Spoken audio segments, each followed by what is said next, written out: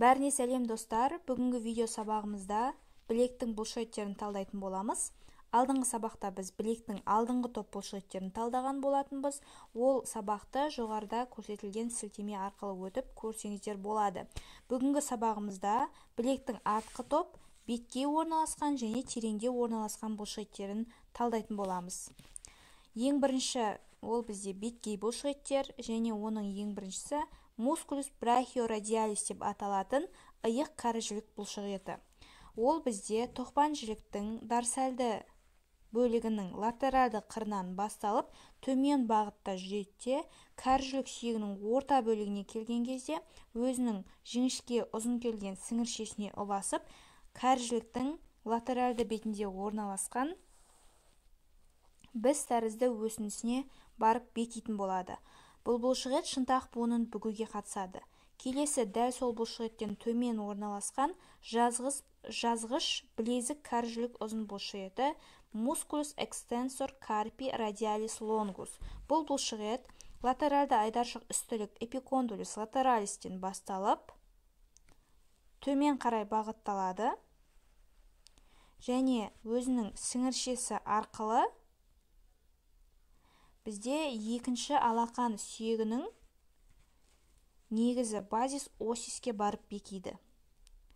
Қол басын жазып және білекті бүгеді, сонымен қатар мына қол басын кәрі жілікке қарай сыртқа қарай тарту қызметін атқарады. Яғни мына бұлшықет тартады жиырылған кезде.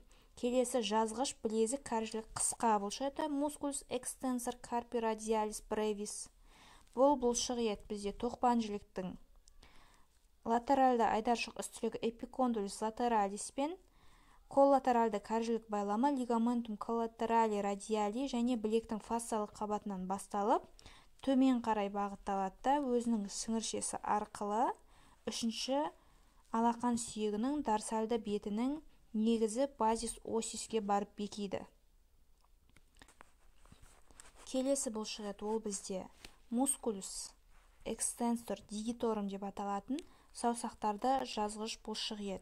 Бұл бұлшықет эпикондулус латералис және білектің фасциялық шандырынан басталып төмен қарай бағытталады да кәрі жілік білезік буынының тұсында 4 сіңіршеге бөлінеді.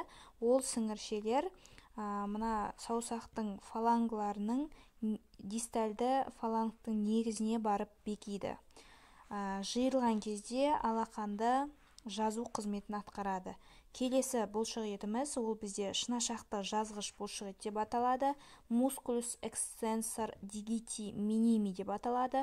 Бұл бұлшықеттің қарыншасы жазғыш бұлшықеттің қарыншасы, яғни мускулус экстенсор дигиторуммен ортақ болып келген және төмен қарай бағытталады да өзінің сіңіршесі арқылы жүріп шынашақтың аралық және дистальды бақайшықтары, яғни фалангаларының негізіне барып бекиді. Негізінің, яғни сыртқы дорсальды бетіне барып бекиді. Ол бұлшықет шынашақты жазу қызметін атқарады. Келесі соңғы бұлшықетіміз мускулус экстенсор карпи ульнарис деп аталады. Яғни жазғыш білезік шынтақ бұлшықеті бастауын латералды айдаршық үстілік өсіндісінен алады да төмен қарай бағытталады. Сонымен қатар бұл жерде шынтақ буынның буын қапшығынан басталады бұл бұлшықет. Төмен қарай бағытталып сіңіршесі арқылы 5-ші алақан сүйегінің негізіне мына жерге барып бекитін болады. Қол басын жазып шынтақ сүйегіне қарай тарту қызметін атқарады. Келесі бізде білектің артқы терең бұлшықеттерін талдайтын боламыз. Ең бірінші бұлшықет мускулус супинатор деп аталады. Бұл бұлшықеттің талшықтары латералды айдаршық үстіліктен және кәрі жіліктің байламы лигаментум ануляри радиден және шынтақ жіліктің супинаторлық қырқасынан бастауын алады да талшықтары қиғаш бағытта өтіп бұлшықет талшықтары бізде кәрі жілікті проксимальды бөлігіне барып бекитін болады. Қызметі білекті сыртқа қарай бұру пропанациялау қызметін атқарады. Келесі бұлшықетіміз ол бізде бас бармақты жазғыш ұзын және қысқа бұлшықеттер мускулус экстенсор полицис лонгус et brevis. Бұл бұлшықет бізде кәрі жіліктің артқы бетінің ортаңғы бөлігінен басталады да төмен бағытта жүріп өзінің сіңіршесі арқылы бас бармақтың дистальды фалангысының негізіне барып бекиді. Ал мускулус экстенсор полицис бревис, яғни жазғыш, бас бармақты жазғыш қысқа бұлшықетіміз, ол бізде дәл осылай жүріп бас бармақтың проксимальды фалангысының негізіне барып бекитін болады. Келесі бұлшықетіміз бізде бас бармақты алшақтатқыш ұзын бұлшықет мускулус абдуктор полицис лонгус бұлшықеті.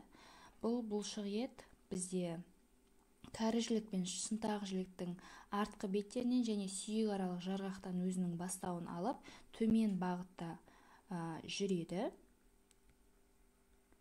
және бас бармақтың проксимальды бақайшығына, сол бақайшықтың фалангының негізіне барып бекитін болады. Бас бармақты сыртқа қарай жазу қызметін атқарады. Келесі бұлшықетіміз бізде сұқ саусақты жазғыш бұлшықет мускулус экстенсор индицис. Бұл бұлшықет бізде шынтақ сүйегінің дистальды бөлігінің латеральды және артқы беттерінен басталады, төмен қарай бағытталып, өзінің сіңіршесі арқылы сұқ саусақтың проксимальды бақайшығына барып бекиді. Бақайшықтың негізіне барып бекиді. Сұқ саусақты жазу қызметін атқарады.